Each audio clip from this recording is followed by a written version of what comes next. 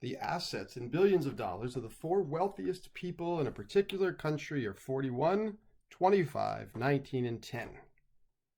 Assume that samples of size 2 are randomly selected with replacement from this population of 4 values. And what we want to do here is fill out, or, well, it says construct, but it's already sort of constructed. We need to fill out this table representing the sampling distribution of the sample means.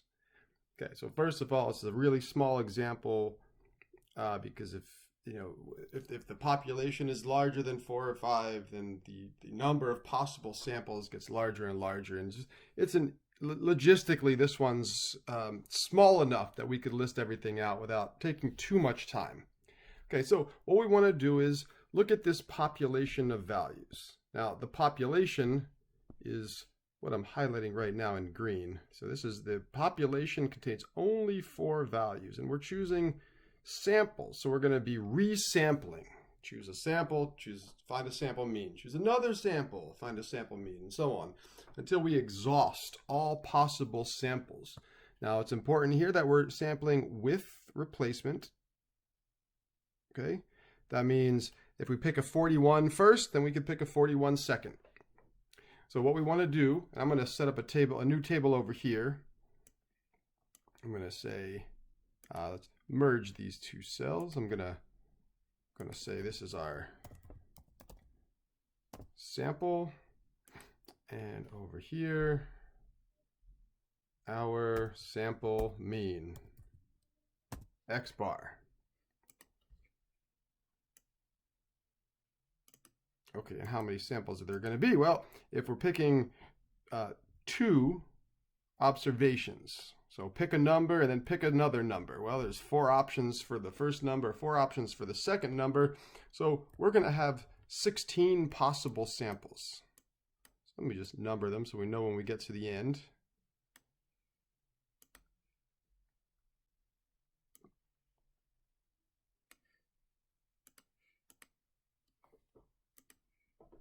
Okay, so we could pick a 41 first, and we could pick a 41 second.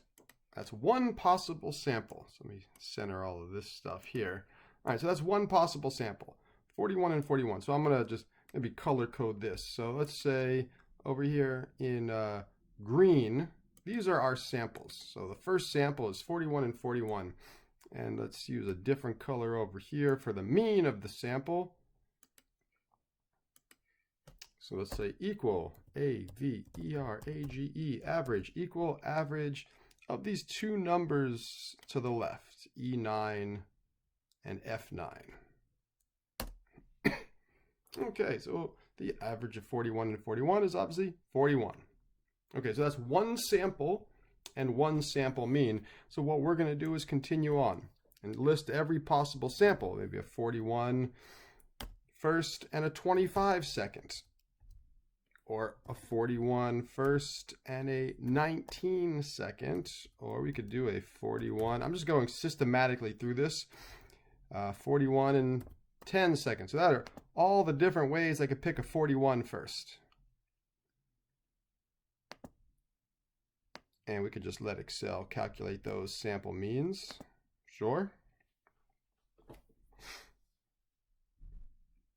Now, instead of a 41 first, maybe we could pick a 25 first.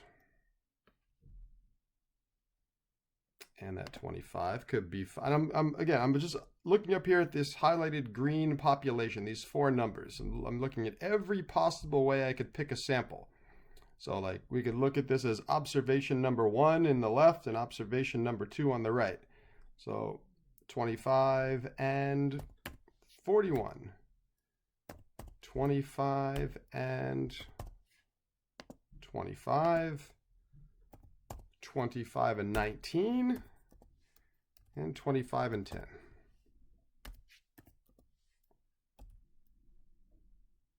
Okay, and Excel is giving me the sample mean at each step. Okay. All right, we could have the 19 as our first observation, and the 19 could be followed by any of the 4 numbers. So 19 and 41, 19 and 25, 19 and 19, and 19 and 10. And the last option for the first observation, we did 41 first, we did 25 first, we did 19 first, and now we could choose the 10 as our first observation, and that 10 could be followed by the 41, the 25, the 19, or the 10. Okay, so this will give us every possible sample size 2.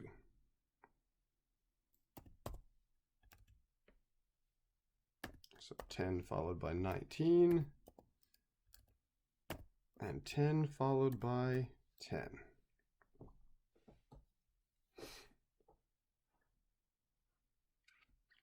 All right, so we don't have, so if you look at this in column G, the orange highlighted column, those are the 16 individual sample means, but they're not 16 different numbers. You see some repeats there, like there's a 22 there and a 22 there, for example. So, and you know, there's the 17.5 is repeated, the 14.5 is repeated, so on.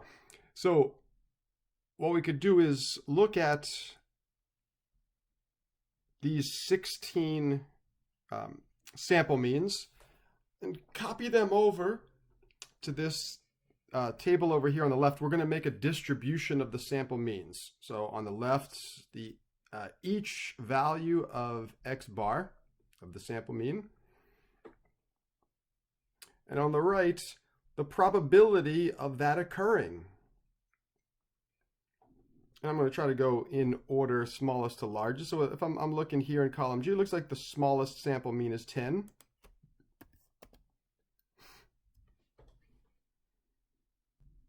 The next smallest sample mean, I see a 14.5. 14.5. I see a 17.5. I see a 19. Okay, I don't think I've missed any so far. I see a 22. I see a 25. Oh, yeah, 22, 25. I see a 25.5.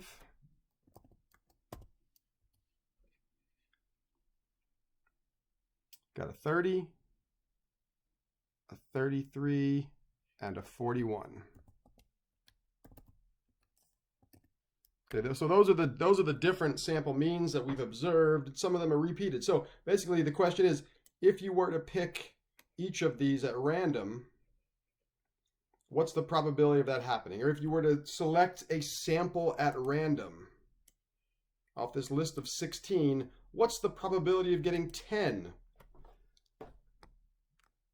as your sample mean? Well, for 10, it only happened once, right? So you have a 1 in 16 chance, or a 1 in 16 probability of obtaining a sample with a mean of 10. So let's say 1 out of 16. The next sample mean, 14.5. Well, again, if you choose a sample at random, what's the probability of selecting a sample with a mean of 14.5? Well, there's 14.5, 14.5. There's 2 of them. So you have a 2 in 16 chance. And so rather than 2 over 16, let's reduce that to 1 over 8. But that's the 2 out of 16 sample means gave us 14.5. 17.5 is next. Same thing. I see 2 17.5s. So if you're picking a sample at random, you have a 2 in 16 chance of picking that sample with a mean of 17.5. So 2 out of 16, again, is 1 out of 8. Sample mean of 19 is next. I'm seeing 1 of those. So you have a 1 in 16 chance of obtaining a mean of 19. Next, we've got 22. I see 2 22s, so 2 out of 16 would be the probability of obtaining 22.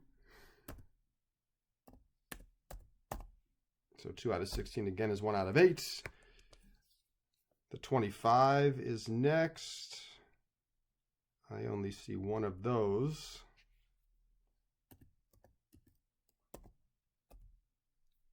25.5, though I see a couple. One there, one there. So I got two 25.5. So the probability of obtaining a sample with a mean of 25.5 should be about 1 out of 8. By about, I mean exactly.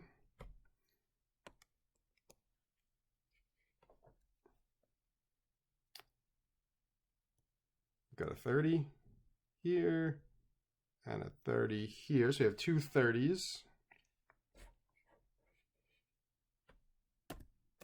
So that probability would be 1 out of 8 again.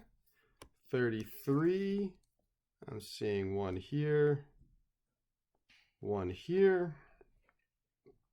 2 out of 16, or 1 out of 8. And the probability of obtaining a sample with a mean of 41, well, I'm only seeing one. So that would be 1 out of 16.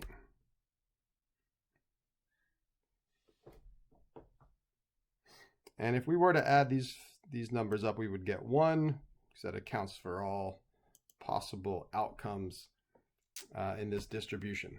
All right, so this is our sampling distribution for the mean for sample sizes of 2, samples of size 2 coming from this population. All right, we could have done the exact same thing for the standard deviation or the variance. All we would have done is just change this Excel function here. Instead of using average, we would have used variance or standard deviation. Very simple to do. So if we wanted to do, for example, standard deviation,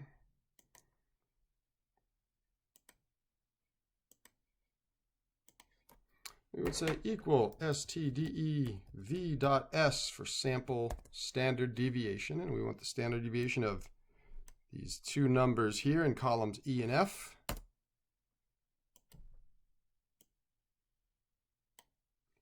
But this problem doesn't involve the standard deviation, but I'm just saying we could just as easily, instead of saying sample mean at the end of the problem, could have said sample standard deviation. Could have said sample variance.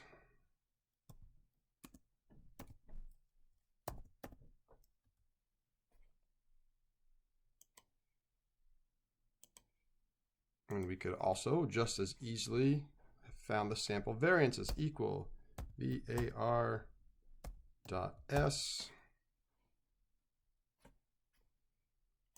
of that first sample. Let Excel continue those calculations, and we'd probably want to round down to 1 decimal place. And again, you'll see some of the values of the standard deviation are repeated, some aren't. Some of the values of the variance are repeated and some aren't. All right, so we could have done the same process with either one of those sample statistics. All right, that does it for this problem. Actually, you know what? Let's go one more thing to talk about. So let me insert a fancy symbol here.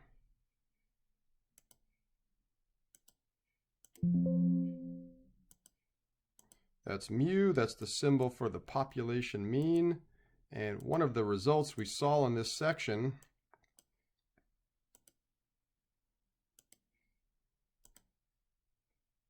was that the mean of the sample means should be exactly equal to the population mean. All right, so our population is 4 numbers. So let's say equal average of 41, 25, 19, and 10. So our population mean is 23.75. And down here in this other yellow box, let's find the mean of the sample means. So we'll say average of these 16 sample means, these 16 X bars, and voila. we get the exact same number. Now this 23.75 down here at the bottom, our symbol for that